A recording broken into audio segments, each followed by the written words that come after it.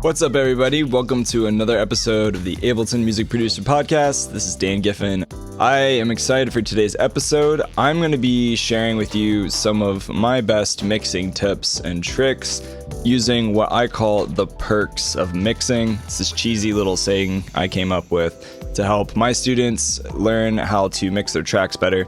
We've done a few different episodes on this podcast about mixing and mastering. I would encourage you to go back and listen whenever you get a chance after this episode to episode 11 with Daniel Wyatt. He's a brilliant dude, taught me a lot about mixing and things. And then also Maddie Harris, episode 53. And he also shares some really good insights on mastering as well. Also wanted to give a big shout out to the company Melodics, which is sponsoring this episode. I'm a big fan. I've used their stuff. It's really fun to grow your skills and confidence producing on a MIDI keyboard, a pad controller, or electronic drums. It's an app that you can download on your computer. They make practicing really fun, relevant, and effective. They have a huge lesson variety and learning structure that helps put you in charge. It's basically just gamifying producing and lets you really learn new skills that actually will stick with you. You can download Melodics at melodics.com, MELODICS, and just use the discount code to get 20% off their monthly and annual subscription plan. The discount code is LPO-20, so that's LPO, like Live Producers Online, -20, and that'll save you 20% because saving money is great. And I definitely recommend using it if you want to grow your skills playing piano or whatever MIDI controller you're using. You can just plug it in and play. It's a good time. Check it out at melodics.com.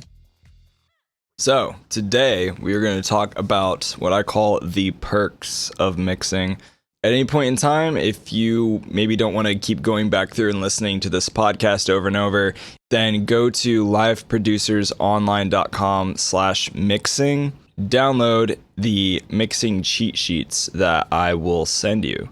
And you can download these guides, get a tattoo of them, print them out, stick them to your forehead, whatever you need to do. But I really think if you're newer or even have some experience with mixing, this will take your mixes a lot further, as well as help you become more creative and learn some new tricks with Ableton Live devices. So you might be wondering, Dan, what does the perks mean? It's this cheesy saying I came up with. Basically, PERCS. P stands for panning, E is for EQ, R is for reverb, C is for compression, and S is for saturation. And if you do all these things really well, then your mixes won't suck, and they should sound pretty great.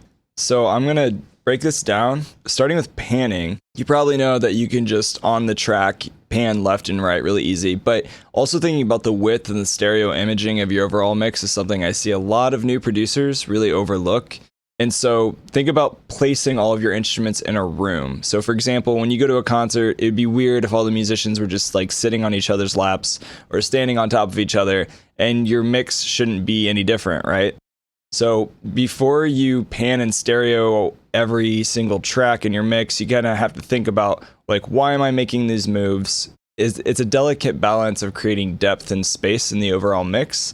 And I'm just speaking from my experience over the last 9 years and learning from some great people like Danny and Maddie and other people I've interviewed and talked to.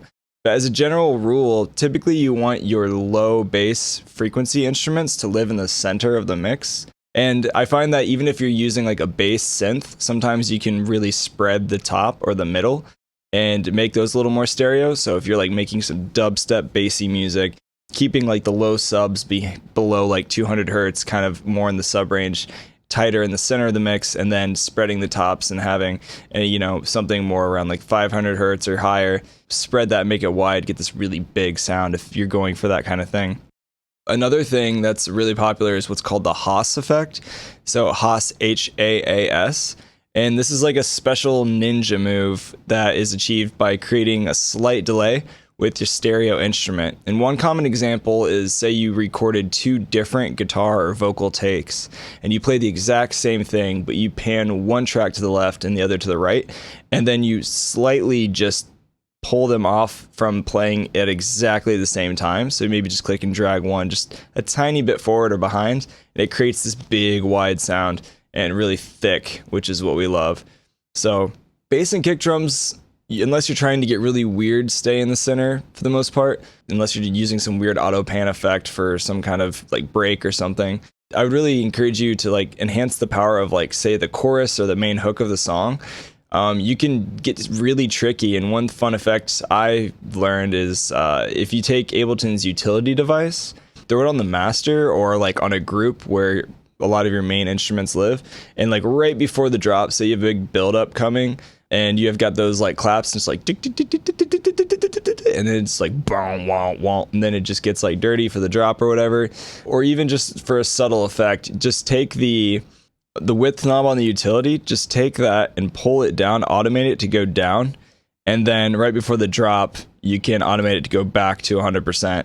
That's a fun hack to trick the listener to thinking that the drop or that main hook, when it gets wide again, is bigger than it really is, because you've tuned their ears to think that it's thinner leading up to that drop. Another big trick when we're talking about panning in the stereo field is just listen in mono. Like, it's a really simple thing, but mono your track. Like, go on the master and just click mono on the utility device, and if your mix sounds good in mono, it's most likely going to sound pretty great in stereo. So that's just a good rule of thumb to keep in mind. And you also have to think about, like, what are people listening to your mix on? I mean, are they listening on like super nice monitors? Probably not. Most people are not like investing lots of money in good room acoustic treatment, as well as good monitors, which is definitely step one when we're talking about getting a good mix. You got to have good treatment of your room, great referencing, great listening environment. And most people don't have that. They're listening on their crappy iPhones, or they're listening on some like tiny little boombox that was handed down from their grandparents. So you want to make sure that, you know, you're mixing in mono as well and making sure it sounds good, because you don't know if somebody's going to be listening on just one speaker or what the listening environment's going to be. So that's why we love to reference. And a lot of times I'll actually take a track of another song that's in a similar genre. In fact, let me back up. I always do this whenever I'm mastering or finishing off a mix, or if I'm trying to dial in my bass a little bit better, I'll just pull into my live project another song, a high quality WAV file, and I'll just reference and go back and forth and mute that track and listen to my track and do a little bit of like comparison and contrast to kind of see how mine matches up. Another thing that you might consider when we're talking about panning and the stereo image is downloading Izotope's vector scope. Shout out to Jonathan Bailey. He did a great podcast episode not too long ago and talked about Izotope products. They make some great stuff for mixing and mastering and amongst other things. But they have a free vector scope you can download, and it's just an awesome imager plugin. Basically, just place it on the master. You can judge your final stereo mix and how wide it is, just having a nice little visual representation. And then you can also even stereoize, say, a specific track too. If you have a synth, like a lead pad or something that just sounds kind of thin, or even a guitar, you can throw this vector scope that Izotope has. It's called Imager 2 is their newest one. So you can just go to Izotope, just search for Imager 2 plugin. And yeah, that's a good way to stereoize some of your tracks too. You want to make sure that you're not over stereoizing things, because if you listen in mono and something disappears, that's probably because it might be too wide, or you had some phasing issues. Phasing just basically meaning that you have more than one instance of audio that's happening, and those waveforms are not lining up. I'm not going to really go deep into that because it might be a lot more difficult to explain over a podcast, but that could be a good webinar video later. You can do some searching on the YouTube if you'd like. Also, another tip, going back to the bass frequencies, is with the utility device, if you throw that on, say, a sub synth or something, there's a bass mono button, and that could be a really nice way to mono and tighten up the sub frequencies on a low frequency instrument like a sub bass or a sub synth or something. And that can just really tighten up that low end. And click the little headphone jack and you can really dial it in. So check that out. Auto pan is another awesome tool, speaking of tools. And that's a great one just for, I use it on shakers or hi-hats. I'll just like throw that little guy inside of my drum rack and just make stuff kind of move around without making people feel dizzy, because you could do that if you just throw auto pan on everything and just, I mean, it'd be like this big swirling circle going on in your head, and that'd be terrible on headphones and people would probably get seasick. So it's a cool way to create subtle movement in the stereo field, left to right speakers. Another thing that you can do to kind of create some width is using, say, Ableton Live's echo or reverb or delays, and create that width of having, something bounce between the left and the right speaker. And that could be great for, especially even using on a return track. A lot of times with my vocals or guitar or anything really, I'll set the dry wet to 100%, throw it on a return track, and then I can send as much of a signal as I want from other tracks into that one delay or echo effect, and that can create some width as well. So those are some really quick things with panning and the stereo image.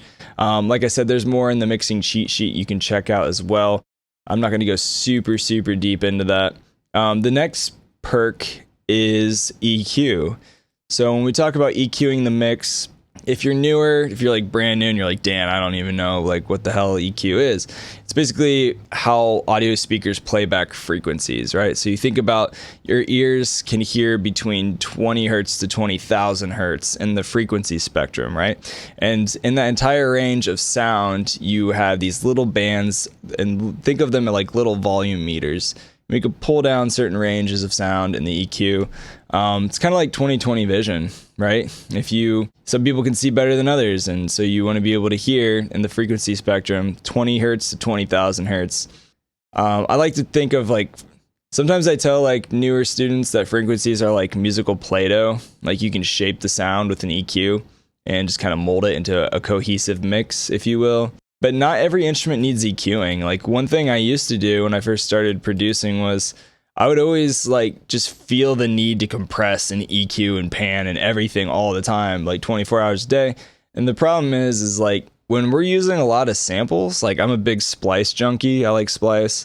And when we're messing with samples, these samples a lot of times are already made to sound really good. They're already produced to sound great on their own. And so the real challenge is when you're using samples from different sample packs and even recording your own audio on top of them, it's more of a matter of just balancing all those things so that they're the equal amount of brightness, or, something might be a lot more dynamic than the other, so we need to compress it. So if you're using a lot of samples on Splice or downloading sample packs from Loop Cloud or whatever, just keep in mind, you don't need to apply all these perks, EQ, compression, saturation, reverb, and everything to every single one of them. Just a lot of it is just really using your ears and you're just having a good perception of how that mix makes you feel, and then referencing it in your car or at the gym on headphones or whatever. Maybe not the gym right now because of everything and COVID stuff, but yeah, so referencing your songs, have a good idea of how bright and warm they are.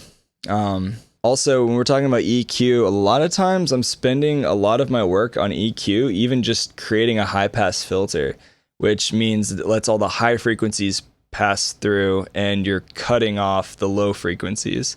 It's basically what a high pass filter does. So low pass would just be the opposite, but I do use a high pass filter pretty often in cutting instruments.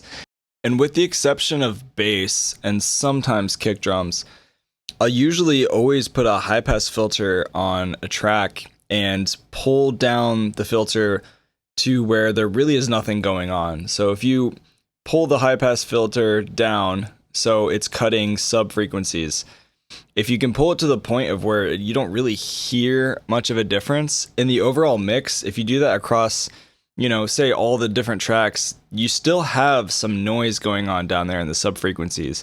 Same thing with the super highs. So even trimming off that extra sub you may not even hear for, say, a pad or a synth or something, that still cleans up the overall mix to a degree. Also, speaking of EQ, there's that little headphone jack in the top right corner of Ableton Live's EQ. And if you go to that headphone jack and you click on it, when you click one of Ableton Live's bands and you move around, it's only listening to what that band is actually doing on the EQ. So that's a good way to really just kind of dial in if you're having a hard time finding maybe where that bad frequency is that's really sharp or piercing. Definitely recommend doing that. Another thing that's really powerful about Ableton Live's EQ8 is the mid-side EQ mode. So on the right, under the little edit button, there's an S or an M, so you could change it from side to mids. And side mode is really cool. You can use it to clean up low frequency mud on the sides of the speakers. like we were talking about earlier, a lot of like low frequencies. It's better that they often live in the middle of the mix. But then we also have, mid mode, which can be really great to pull back brighter frequencies on bass instruments where other lead instruments should live. So that's just kind of a quick thing to think about. Think about like not only just the center of EQ, but like think about how you're EQing the mids and the sides of your speakers. And that's something I'm talking more about in my mixing course that I have coming up pretty soon. I'm going to be releasing on liveproducersonline.com. By the end of August is my target date to have it launched and out. And I'll actually show more examples of a lot of these perks that I'm sharing with you right now. So it might be something to check out. If you do go to liveproducersonline.com/mixing, I will let you know when that course is out, and you'll get all these perks guides that I'm walking you through right now. And also in the EQ mixing cheat sheet that you would download from that site, I also have a lot of frequency range tips for EQing different instruments, like bass guitar, kick drum, snare, rack toms, floor toms, hi-hat cymbals, electric guitar, acoustic, organ, piano, horns, vocals, strings, conga, percussion, lead instruments, vocals. I might have already said vocals, I don't remember. But yeah, basically I have like a couple different tips of where those frequencies live for each of those instruments as a general guide for boosting and cutting and things. So check that out. So the R in the perks is reverb, and reverb is everywhere. It occurs whenever a sound hits a surface and reflects back to the listener at a varying time and loudness.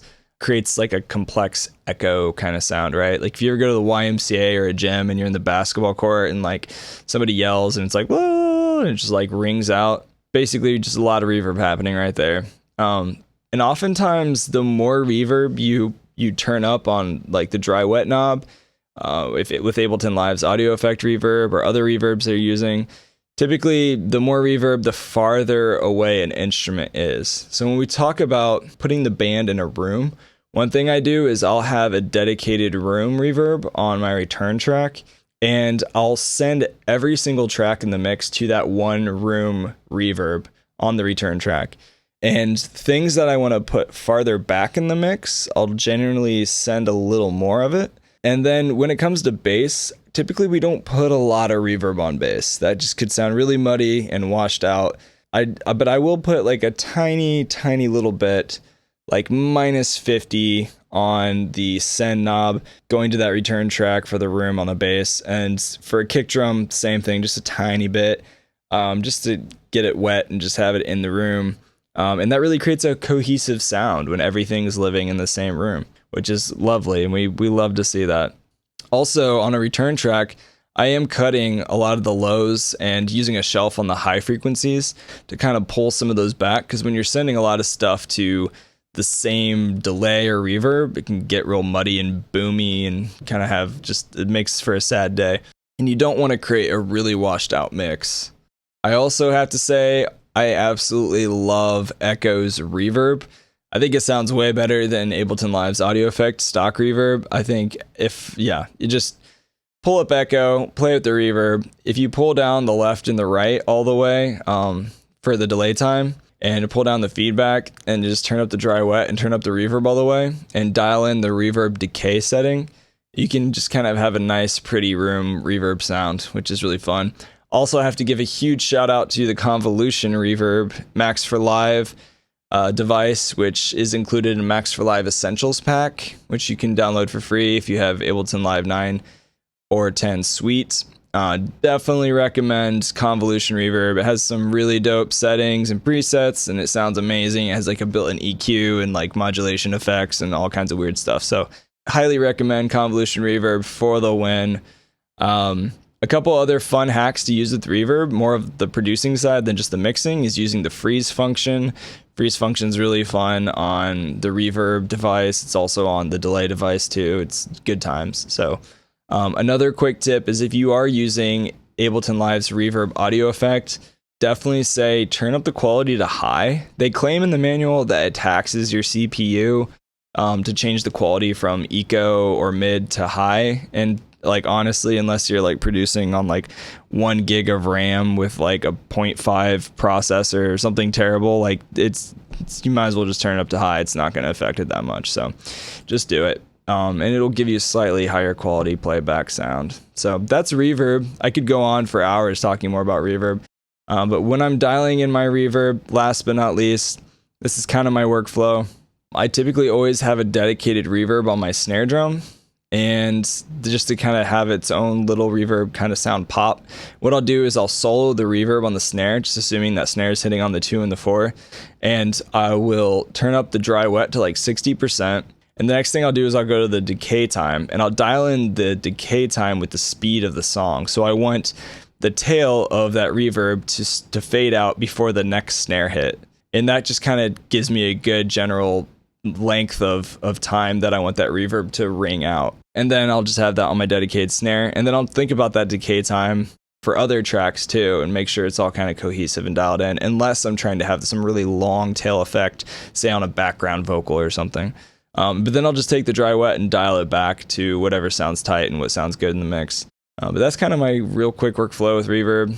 Yeah, and definitely don't sleep on turning on the low cut or the high cut inside the reverb device as well, because cleaning up those lows and high frequencies in a reverb is always nice. Another thing we need to talk about, the last two, is compression and saturation for the PERCS. So we talked about panning, talked about EQ, talked about reverb, and the next is compression. And I find that like compression, for anybody that's like newer to mixing, this is always the hardest thing to wrap your head around.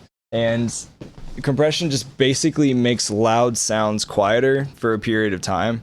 A lot of people, if you just slap Ableton's stock compressor onto a track and you pull down the threshold, you'll just be like, oh, compressors make things louder, and it's not true. They actually make louder things quieter, but that makeup gain is turning up the output as the threshold comes down. So you can use a lot of different techniques to bring up the energy and dynamics of audio with compression. Here's a couple quick thoughts for you. When it comes to compression, if an instrument has a really wide dynamic range, meaning it gets really quiet and then really loud, compressor is definitely key. Over compressing something by pulling down that threshold, it can like squeeze the life out of sounds and make it sound really thin or hollow. This is really like important, especially when it comes to bass, because you can over compress bass and lose some of that low sub energy that people love when, like, you know, Megan Trainor's all about that bass. Like, she'd be really sad if you over compressed it because she wouldn't be able to feel it anymore. But then there's also sample packs that are already compressed. So sometimes you don't need to over compress things. If it sounds good, it sounds good. That's like Dan's theory of the day. If you take anything away from this podcast episode, just remember, if it sounds good, it sounds good. And that's all there is to it. When it comes to like a compressor setting, if you didn't know, the ratio defines how hard a compressor is working. So a ratio of 2-to-1 means every 2 decibels of volume that passes through the threshold, only 1 decibel of volume is actually going to come out of the compressor. So a 1-to-1 ratio means there's no compression happening. It's basically pointless at that point. And anything more than like a 10-to-1 ratio setting on a compressor is basically a limiter, which is like a really powerful compressor. And then when we're talking about limiting, one thing I'll do is I'll take Ableton's limiter audio effect and I'll throw it on my master and I'll crank it up. And I like to see a little bit of that yellow, just a tiny bit, bumping as I'm producing a track. So as I'm like producing a track and I'm hitting everything against the limiter without slamming the limiter, but I want to get a little bit of that gain reduction so that I can hear what the final result is going to be. Because the last thing that happens in the mastering process when a song's completely done before it goes up to Spotify or whatever is it gets smacked with a limiter, right? So I want to make sure that I'm actually hearing what some of that final result's going to be without it being as loud as it normally will be when it's done. So it just gives everything and all the tracks a group hug so I can kind of hear that dynamic loudness that's going to be coming later. Another fun trick, if we're going to talk about compression tricks, is the glue compressor's makeup gain. So one thing I see that's really fun, some dubstep producers do this too on their basses, but if you turn on soft clip on Ableton's glue compressor and you crank up the makeup gain until that clip starts to get a little bit of yellow, it can create some really nice warm saturation, distortion kind of sound. And it gives this like warm analog overdrive kind of feel. So give that a try. And if you want to make something sound a little thicker, fatter, a little dirtier, then try that on the glue compressor. We could talk more about attack and release times. I'm not going to really go deep into that, but Another compression hack that I love is the multi-band dynamics. You also probably have heard of the OTT preset, which is like one of the best in the world. I love that preset for the multi-band dynamics audio effect. Grab that OTT preset, and I'll typically just kind of throw it on the track, pull down the dry wet mix, and then dial in the mids and the lows and the high inputs, and just kind of pull that back and dial it in so the brightness and the mids and the lows are dialed into where I want them to be. And then oftentimes I'll throw an EQ8 and do some more EQing after the OTT. Be a lot harder to explain more detail than that with the multi-band compressor over the podcast, so I'm just keeping everything pretty high level for today. But that's something good to know. If you aren't using the multi-band dynamics, jump on that train because it's beautiful. Also, if you download that guide, liveproducersonline.com/mixing, if you go there and you put in your email, you can download all of these guides that I'm referencing from today, these perks of mixing. And in the compressor cheat sheet, you will see that I have some ratio settings and attack and release time settings for bass guitar and sub bass and kicks and snares, and grouping instruments and doing what's called parallel compression and guitar and piano and vocals and horns and things. Also, thinking of more fancy compression techniques, there's something called New York compression, which was discovered many years ago. It's also referred to as parallel compression. Basically, when you do this, you can just set a high ratio setting with a low attack and a fast release. Say throw Ableton's drum bus or a compressor on a return track and just slam it really hard with a threshold and set a high ratio of like 12:1 or something, and then sending a track with your send to that compressor setting, that heavy compression, is going to bring out some of the transients and add a little more punch to your drums especially. So that's something that could be really cool. Try playing with that, or just do some more research on parallel compression. It's good stuff. Another compression technique, probably the most popular. If you're not doing this already, then you definitely should be. But make sure you're side chaining your bass to your kick drums. Just throw Ableton's compressor on your bass, choose the side chain. Also, I noticed that a lot of people don't turn on the look ahead for this, and I find that sometimes that can actually help with that popping. If you ever notice, if you're ever doing sidechain compression and you assign a compressor on a bass track to the kick drum, you'll notice that sometimes you get these little pop sounds or little artifacts when the kick drum hits. And that a lot of times has to do with the attack setting. Typically, I set my attack to like 4 milliseconds or something. And you can also turn on the look ahead, and I find that that look ahead will also help prevent some of that popping and snapping because the compressor is looking ahead before that kick drum hits and can compensate for it. So try that. It's a popular technique, and that's something I feel like maybe a lot of people don't know about. Definitely click on that little view icon at the bottom, turn up that look ahead to like 1 or 3 milliseconds or whatever. I also use sidechaining a lot for even having lead instruments jump out of the way. Say that the lead pad or acoustic guitar is fighting in the same frequency range as vocals. Sidechaining is a good way to tell one lead instrument to kind of get out of the way when another instrument is coming in, and sometimes that can help your vocals sit a little further in the front of the mix. So just something to keep in mind. A lot of people always sidechain bass to kick, but think about sidechaining other lead instruments to play nice together. Last but not least for today, ladies and gentlemen, is saturation. And we love saturation because it makes stuff fat and thick and dirty, and yet so clean sometimes if you do it right. So basically, saturation is just a fancy word for distortion. It just adds pleasant sounding harmonics to audio. So traditionally, the most popular saturation tools were used, such as like tape machines. They would insert this little bit of hiss and like fatness to it to make stuff sound dope. Guitar pedals are also a form of saturation. Preamps, they're all good things. Ableton gives you a lot of saturation tools. Be mindful, like when you're saturating something, you can actually make other tracks sound weaker in the mix. So if you just like go ham on saturating like 4 or 5 different instruments out of like the 20 tracks you have, those other 20 tracks might start to sound weaker. So just be really conscious of that as you go through and start saturating things. But Ableton Live's Saturator audio effect for the win. Probably one of my favorite things that has ever been created in the universe. And I just like to crank up the drive a little bit. You can turn on color and play with the bass, pull it to the right to make it a little brighter, pull it to the left to make it a little warmer, and then scroll through the different presets in that little window. Analog clip is the default, but I find if I want to drive something a lot harder, I like the medium setting. I also like the sine clip setting as well. So it just adds a little dirt punch and warmth, which is always nice. Ableton's drum bus is also really dope for this. You'll notice there's a crunch knob, and you can turn up crunch on the drum bus and make it just sound like a little gritty and brighter. It's always a nice thing. We love to see that.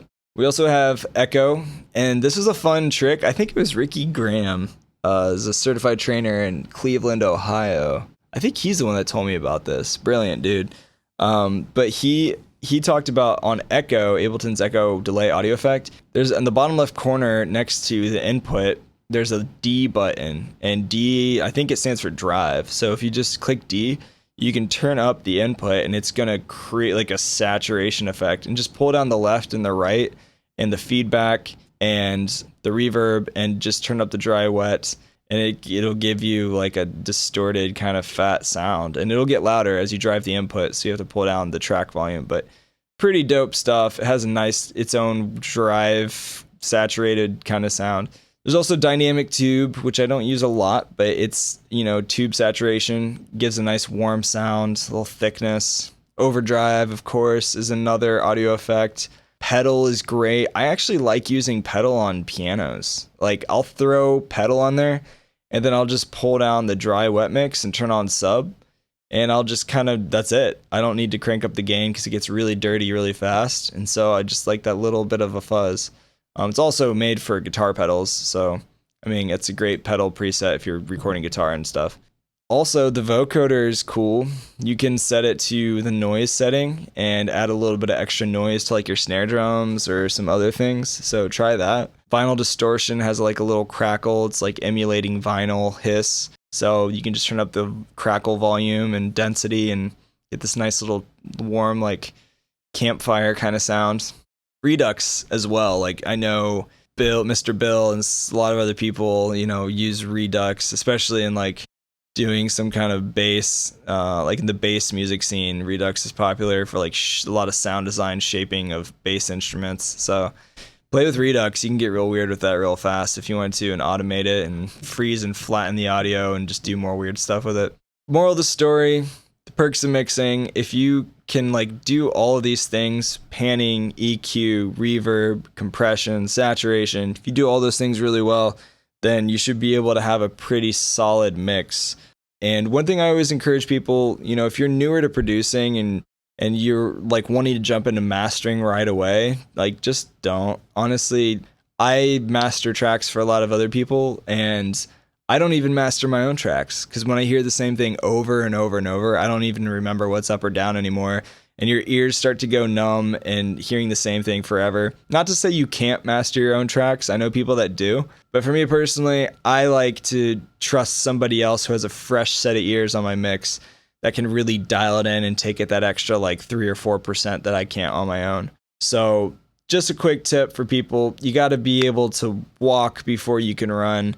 And mixing and mastering is no different. So just keep that in mind. Referencing is everything. Bounce your tracks when you're mixing. Listen on your favorite headphones. Listen in your car. Other speakers that you're really familiar with. Listen in mono. And honestly, try closing your eyes, because sometimes you can rely on your eyes way more than your ears, which is not always good.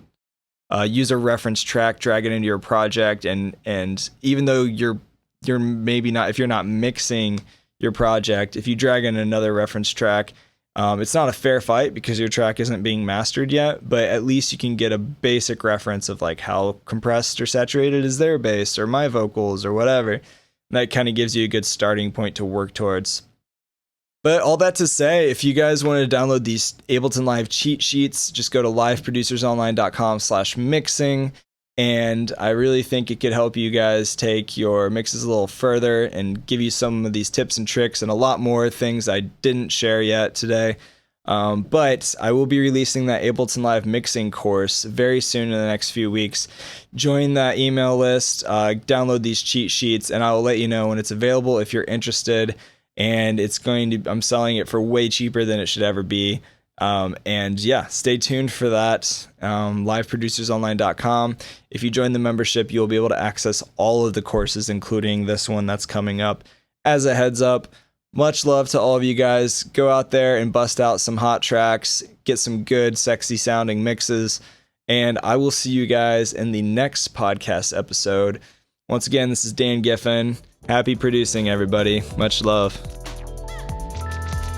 Also, real quick before we head out for today, I wanted to let you know I am doing a 1-year masterclass. Yes, 1 year with me each week for the first 8 weeks, and then once a month, every month, you and I will meet working on your projects. I'll help you, whether it's getting started with Ableton Live to producing, mixing, mastering a track. I even have partnered and will be offering a free membership with Indepreneur.io to help you strategize a better way to release your music, to grow a fan base, marketing, promotion, all that good stuff.